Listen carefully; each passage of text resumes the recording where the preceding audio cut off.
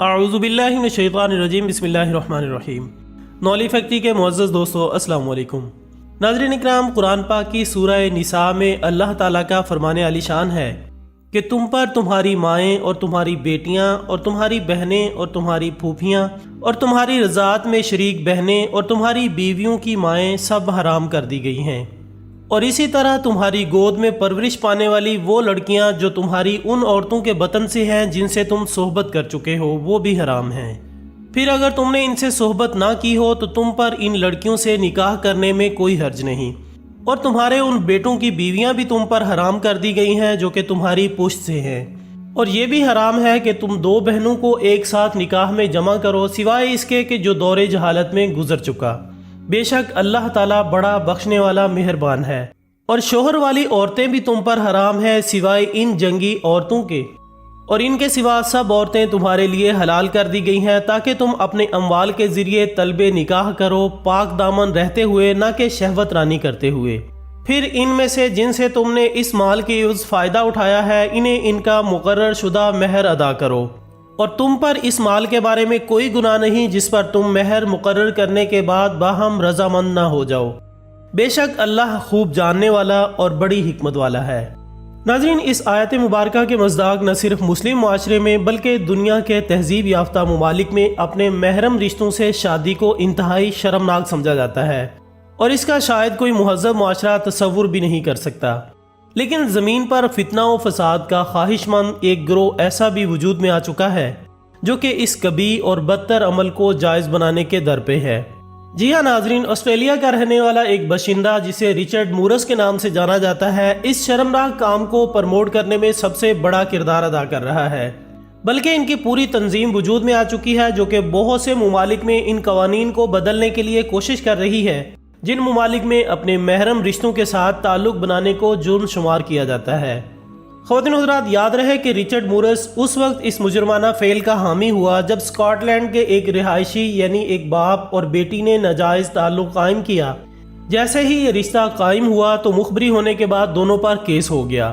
اس case کے نتیجے میں رچرڈ مورس نے دونوں باپ بیٹی کے حق میں آواز بلند کی۔ اس کے بعد ریلیاں بھی نکالی گئیں اور کئی پٹیشن بھی دائر کی گئیں، جبکہ مورس کا یہ بیان بھی سامنے آیا کہ ایسے خونی رشتے جو جوانی میں آپس میں تعلقات قائم کرتے ہیں، یہ ان کا ذاتی عمل ہے اور اس سے کسی کو کوئی نقصان نہیں پہنچتا، جبکہ اس کا مزید کہنا تھا کہ یہ محبت کا ایک انداز ہے اور اسے روکنا اتنا ہی غلط ہے جتنا ہم جنس پرستوں کو روکنا غلط ہے۔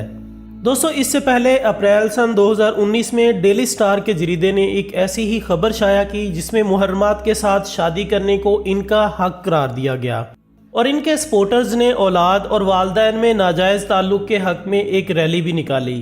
ناظرین، سب سے حیران کن بات یہ ہے کہ پوری دنیا میں اس وقت سب سے زیادہ آن لائن پٹیشن شروع کی جا چکی ہیں۔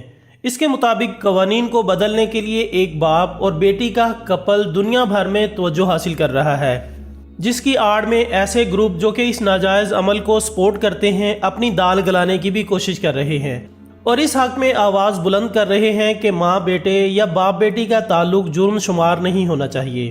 اس کے بعد ایسے کیسز کا سامنے آنا معمول بنتا گیا، اور ایسا ہی ایک اور واقعہ امریکہ میں بھی رپورٹ ہوا جس میں امریکہ میں ایک شخص نے اپنی نوجوان بیٹی کے ساتھ شادی کر لی۔ امریکی میڈیا کے مطابق یہ 40 سالہ بدنیت شخص امریکی ریاست نیبراسکا کا رہنے والا بتایا گیا۔ کہا جاتا ہے کہ اس نے اپنی 21 سالہ جوان بیٹی کے ساتھ جنسی تعلقات قائم کیے اور بعد ازاں اس کے ساتھ گزشتہ سال اکتوبر میں شادی کر لی۔ رپورٹ کے مطابق شادی کے ایک ماہ بعد ان کا تعلق منظر عام پر آ گیا، اور پولیس نے اس کو گرفتار کر کے ڈسٹرکٹ کورٹ میں پیش کر دیا۔ عدالت میں دونوں نے اعتراف کیا کہ وہ دونوں جنسی تعلق میں رہے اور شادی بھی کی، اگرچہ وہ جانتے تھے کہ وہ سگے باپ بیٹی ہیں۔ ناظرین، واضح رہے کہ یہ تو وہ لوگ تھے جن کا تو دین دھرم ہی مختلف تھا۔ حیرت کی بات تو یہ ہے کہ ایک اسلامی ملک میں بھی ایسے واقعات رپورٹ ہوئے ہیں۔ جی ہاں، اسلامی ملک بنگلہ دیش میں ایک ایسا ہی علاقہ ہے جہاں رہنے والا ایک قبیلے میں لڑکیوں کی شادی باپ سے زبردستی کروانے کا رواج ہے۔